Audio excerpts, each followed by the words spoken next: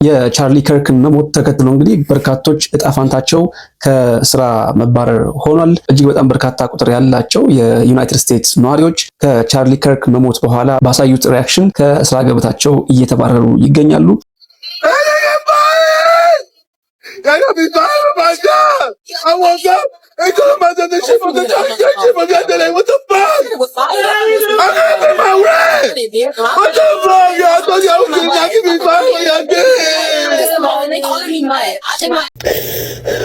I just had to block all of my friends because they just have such different political beliefs from me, and I thought that we were the type of friends who would live together someday after college and like stay in touch no matter what, and I thought these were the people that I would spend my life with and grow old next to.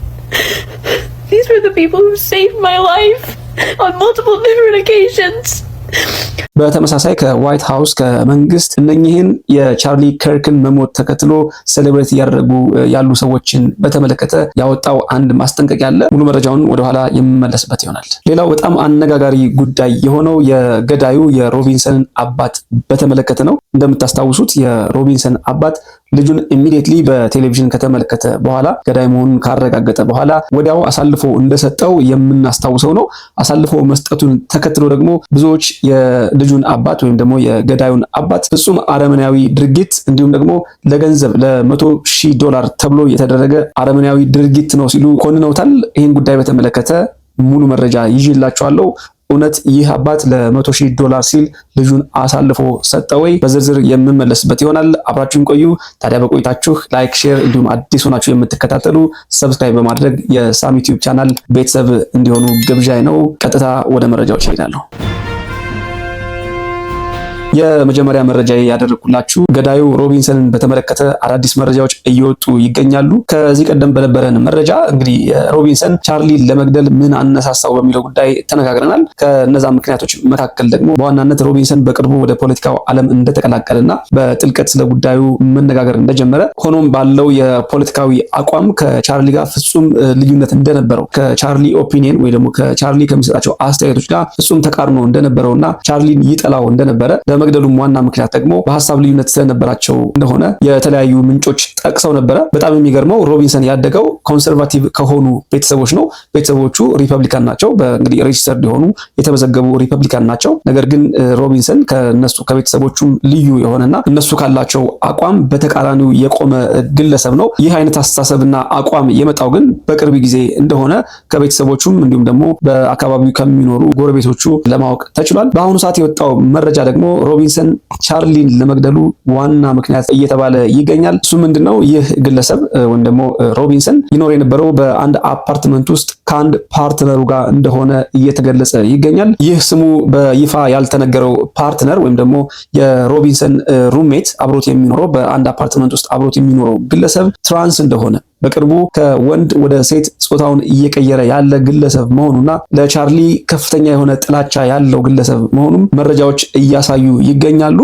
ከዚህ ቀደም የነገርኳችሁ ሮቢንሰን የነበረው ከፍተኛ የሆነ ጥላቻ፣ ለቻርሊ የነበረው ከፍተኛ ጥላቻ በዋናነት ምክንያት ይሆናል ተብሎ የተጠቀሰው ይህ ግለሰብ እንደሆነ ከጎረቤቶችና ከሌሎች እነኚህን ግለሰቦች ከሚያውቋቸው ሰዎች ለማረጋገጥ ተችሏል። ከፖሊስ የተገኘው መረጃ እንደሚያመለክተው ከሆነ ሮቢንሰንና ፓርትነሩ በአንድ አፓርትመንት ውስጥ አብረው የሚኖሩ ሩምሜቶች ወይም ደግሞ አንድ ሩም ሼር አድርገው ተጋርተው የሚኖሩ ሰዎች እንደነበሩ፣ የገዳዩ የፖለቲካ አቋምም ደግሞ ሼፕ የተደረገው በዚህ ግለሰብ መሆኑንና ለመግደሉም ምክንያት ይህ ሰው ሊሆን እንደሚችል መረጃዎችና አንዳንድ ማስረጃዎች እየተናገሩ ይገኛሉ። ቻርሊ ከርክ ደግሞ እንደሚታወቀው ጌይ፣ ሌዝቢያን፣ ትራንስ፣ ሆሞሴክሹዋሊቲ እና ተመሳሳይ አይነት አስተሳሰቦችን ፍጹም የሚቃወምና አጋይንስቴት የሆነ ግለሰብ ነው። የሮቢንሰን እንደዚህ አይነት ወንጀል መፈጸም ምናልባትም መነሻ ያደረገው ይህንን ጉዳይ ሊሆን ይችላል የሚሉ ግምቶች ተበራክተዋል። የመሆን እድላቸውም ሰፊ ሊሆን ይችላል። የፖሊስ ዲፓርትመንት እንግዲህ የሁለቱን ግንኙነት አዘ ፓርትነር ወይም ደግሞ ሩምሜት ብሎ ነው የጠቀሰው። ነገር ግን በቅርቡ አንድ ኢንተርቪው የተደረገለት እዛው አካባቢ የሚኖር ጎረቤት እንደተናገረው ከሆነ ሁለቱ ከፓርትነርነትም ባለፈ ጾታዊ ግንኙነት እንዳላቸው ምስክርነቱን ሲሰጥ ተመልክተናል። Yeah, he was walking with him. Were they holding hands? Yeah, they were. So, yeah, they drove off in his car, the Dodge Challenger. The time you saw them or this week? It was about the time I saw them. So How long ago was that? I would say about 2 weeks ago. And so they looked like they were couples? Yeah. Yeah. And he was dressed all in black? Yeah, definitely. And you thought he was weird? Yeah, I definitely, yeah. What was weird about him? Just the way he walked and just the way I've seen him. I've never seen really anybody dressed all in black with a mask on, and I thought that was just quite weird. ሌላኛው ጉዳይ አባቱን በተመለከተ ነው። የሮቢንሰን አባት እንደምናስታውሰው ቀጥታ ልጁን ለፖሊስ አሳልፎ ሰጥቷል። ልጁን አሳልፎ ከመስጠቱ በፊት ኤፍቢአይ ገዳዩን አሳልፎ ለሰጠ $100,000 እንደሚያበረክት $100,000 ስጦታ እንደሚያበረክት ቃል ገብቶ ነበረ። የሮቢንሰን አባት ልጁ ገዳይ መሆኑን እንዳረጋገጠ ያለምንም ማመንታት ቀጥታ ልጁን ለፖሊስ አሳልፎ ሰጥቷል። እሱን ተከትሎም እንግዲህ በርካቶች በሰጡት አስተያየት የሮቢንሰን አባት $100,000 በመፈለግ ነው ልጁን አሳልፎ የሰጠው የሚል ግምት ነበራቸው። በዚህ ሰዓት እየወጡ ያሉ መረጃዎች እንደሚያመለክቱት ከሆነ ግን የሮቢንሰን አባት ገንዘቡን መቀበል አልፈለገም። ጉዳዩን በጥልቀት ለተመለከተው ከዚህ ቀደም እንደተነጋገር ነው አባቱ ልጁን አሳልፎ መስጠቱ ህጋዊ አካሄድ ነው፣ ሊደረግም የሚገባው ነው ብላችሁኛል በኮሜንት ሴክሽን። ያም ደግሞ ትክክለኛ አካሄድ ነው። I know how painful it is። በጣም የሚያም ጉዳይ ነው። ነገር ግን ህጉ ስለሚያስገድድና ሮቢንሰን መያዙም ስለማይቀር አባቱ ልጁን አሳልፎ መስጠቱ ትክክለኛ አካሄድ ነው። ልጁን አሳልፎ በመስጠቱ የቁስሉም ህመሙም የሚሰማው እሱ ራሱ ነው። ምናልባት እኛ በዛ ልክ ላንረዳው እንችላለን። ነገር ግን ልጁን አሳልፎ ከመስጠቱም ባለፈ ይህን $100,000 መቀበሉ የበለጠ ህመም ነው፣ ኢሞራልም ነው። ለሞራልም ተቀባይነት የሌለው ጉዳይ ነው። ህጋዊ አካሄዱን ተከትሎ ልጁን አሳልፎ ሰጥቷል። ነገር ግን በዚህ ሰዓት ያሉት መረጃዎች እንደሚያመለክቱት ሰውየው ገንዘቡን አልተቀበለም። ሆፕፉሊም ደግሞ ገንዘቡን ፈልጎ እንዳልሆነ ውስጤ ያምናል። ከሞራልም አንጻር ስንመለከተው ፍጹም ስህተት ነው፣ ሊያደርገውም አይችልም። ልጅን አሳልፎ ከመስጠት በላይ ህመም የለም። ገንዘብ መቀበል ግን ልጅን ከመሸጥ አይተናነስም። ይህንን ጉዳይ እናንተ እንዴት ትመለከቱታላችሁ? በኮሜንት ሴክሽን አሳውቁኝ።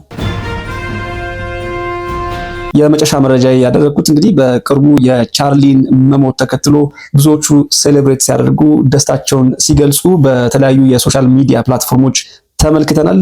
እሱን ተከትሎ ደግሞ አንዳንድ እርምጃዎች በእነኚህ ሴሌብሬት ባደረጉ ደስታቸውን በገለጹ ግለሰቦች ላይ ሲደረግ ተመልክተናል።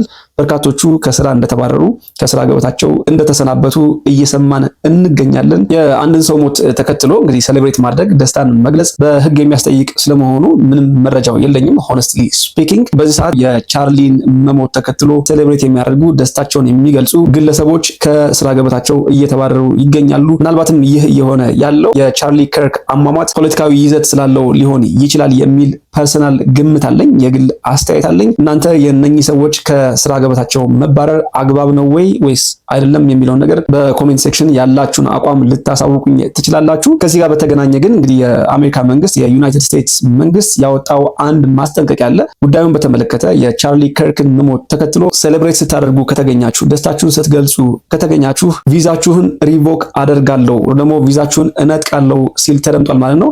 አፕላይ ያደረጋችሁ ከሆነ ለቪዛ አፕላይ ያደረጋችሁት ሪኩዌስት ካንስል የሚደረግና የምትከለከሉ ይሆናል። እንዲሁም ደግሞ ኤግዚስቲንግ ቪዛ ካላችሁ ወር ደግሞ እጃችሁ ላይ ቪዛ ኖሯችሁ በተመሳሳይ ሁኔታ ከቻርሊ ከርክ መሞት ጋር በተገናኘ የሚኖራችሁ ሪያክሽን ዋጋ ያስከፍላችኋል የሚል ማስጠንቀቂያ ወጥቷል ማለት ነው። ስለዚህ ቻርሊ ከርክን በተመለከተ ምንም አቋም ቢኖራችሁ በሶሻል ሚዲያ ምንም አይነት ሪያክሽን ባታሳዩ፣ በተለይ ደግሞ ይህ ውሳኔ ታርጌት እያደረገ የሚገኘው በተቃራኒ ሳይድ የሚገኙትን ሌፍት ዊንግስ የሚባሉትን የዴሞክራት ወይም ደግሞ ሊበራል የሆኑ ሰዎችን ነው። ይህ የሆነበት ምክንያት ደግሞ ግድያው የተፈጸመው ከፖለቲካዊ አቋም በመነሳት ነው በሚል ግምት ነው። አሁንም ድረስ እንግዲህ የቻርሊ ከርክን አሟሟት በተመለከተና ገዳዩን በተመለከተ ኤፍቢአይ በጥልቀት ኢንቨስቲጌት እያደረገው ይገኛል። አሁንም እንግዲህ ከሊበራል ጋር ወይም ደግሞ ከዲሞክራቶች ጋር ጉዳዩን ለማገናኘት አላስፈላጊ ርቀት እየተካሄደ እንደሆነ መረጃዎች እየወጡ እንዲሁም ደግሞ ግለሰቦች የግል አስተያየታቸውን እየሰጡ ይገኛሉ። ሆኖም ፖሊስ በሚያደርገው ማጣራት ሮቢንሰን ወይም ደግሞ ገዳዩ እየተባበረ እንዳልሆነ ይልቁን መረጃዎች እየተሰበሰቡ የሚገኘው ከቤተሰቦች ከጎረቤት እንዲሁም ደግሞ ትራንስጀንደር ከሆነው የሮቢንሰን ፓርትነር ከሆነው ግለሰብ መሆኑ እየተነገረ ይገኛል። ተጨማሪ ዝርዝር መረጃዎችን ሳገኝ ወደ እናንተ የምመለስ ይሆናል። ቪዲዮን ላይክ እያደረጋችሁ አዲስ ሆናችሁ የምትከታተሉ ደግሞ በድጋሚ ሰብስክራይብ እያደረጋችሁ የሳም ዩቲዩብ ቻናል ቤተሰብ ይሆኑ ዘንድ ግብዣዬ ነው። ጤና ይስጥልን።